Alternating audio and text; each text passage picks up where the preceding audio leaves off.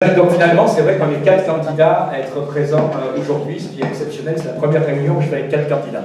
J'en profite pour saluer la presse. Je ne salue pas la presse française parce qu'elle n'est pas là, mais je salue au moins la presse américaine et britannique qui nous fait l'amitié d'être là.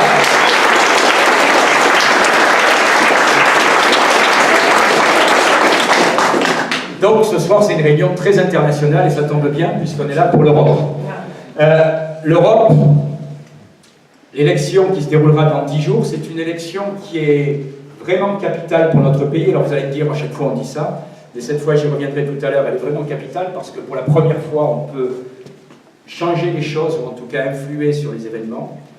Et puis deuxièmement, je pense aussi que c'est une élection qui est capitale pour notre pays puisque M. Macron a décidé d'en faire un enjeu pour lui. Je vais dire, on aurait tort de ne pas relever le défi.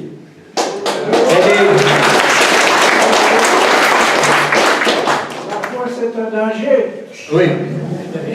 Ah.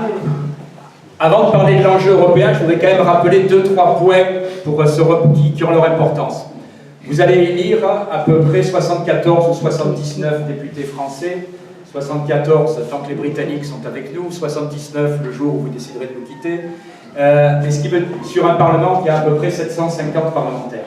C'est-à-dire, n'oubliez jamais, et c'est important pour la suite de mon exposé, n'oubliez jamais que dimanche, vous allez élire 10% des parlementaires européens. Et qu'en réalité, quand Madame Loiseau ou d'autres disent on va changer, on va tout faire, etc., et que par exemple, Jordan Bardella ou Marine Le Pen posent la question dans quel groupe vous serez, ce n'est pas une question anodine. Parce que au Parlement français, c'est simple. Mais quand vous représentez 10% du Parlement européen, et en plus, quand vous allez être probablement aux alentours de 20-10%, ça ne fait pas grand-chose. Donc en réalité, la question essentielle aussi pour la suite, si on veut influer, c'est avec qui on va travailler. Deuxième point sur lequel je voudrais insister, c'est qu'il y a la même majorité au Parlement européen depuis 1979. 1979, c'était il y a 50 ans, c'est la première élection au Parlement européen. Et en réalité, en Europe, c'est pas du tout comme en France. En France, vous avez des alternances. En Europe, depuis 1979, c'est le PPE et le Parti Socialiste Européen qui dirigent ensemble. Le PPE, ça veut dire, c'est quoi? C'est, pour faire simple, les droites européennes, dans laquelle l'UMP ou les Républicains sont membres, et qui aujourd'hui, pour une fois, je suis entièrement d'accord avec M. Bayrou, est désormais totalement dominée par la CDU allemande de Mme Merkel, qui écrase cette formation. Et donc, les droites européennes et le Parti socialiste européen, dans lequel bien sûr on trouve le Parti socialiste français, se partagent les postes depuis 20 ans, depuis 50 ans. Et dernier point de repère que je veux donner, depuis 2004, c'est le PPE qui est majoritaire. J'insiste là-dessus parce que j'y reviendrai tout à l'heure, quand j'entends Laurent Wauquiez qui nous dit « tout va mal, il faut changer les choses », excusez-moi, mais on est majoritaire depuis 2004. Il y a quand même un problème de cohérence. C'est-à-dire qu'aujourd'hui, M. Juncker est la bonne illustration. En réalité, il a pris la suite de M. tout le monde l'a oublié, Van Rompuy. C'était le PPE, c'est-à-dire les droites européennes.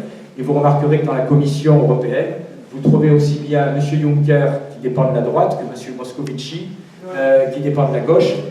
Je dis tout ça pour mettre quelques rappels et quelques repères, parce que j'insiste là-dessus, c'est les mêmes depuis 50 ans qui se partagent les postes. Pour la première fois, c'est pour ça qu'il y a un véritable enjeu européen, pour la première fois, on peut faire bouger les lignes. Franchement, les précédentes élections européennes, quel que soit votre vote, ça ne changeait pas grand-chose.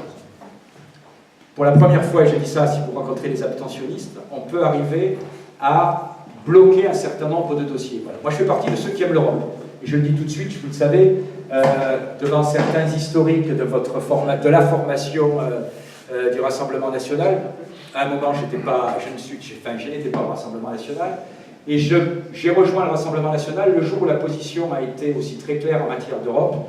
Je pense qu'on doit rester dans l'Europe et qu'on doit changer l'Europe. On peut aimer la France sans aimer Macron, on peut aimer l'Europe sans aimer Juncker, et moi je préfère l'Europe de Salvini, ou de nos amis autrichiens, ou de nos amis slovaques, et c'est avec eux qu'on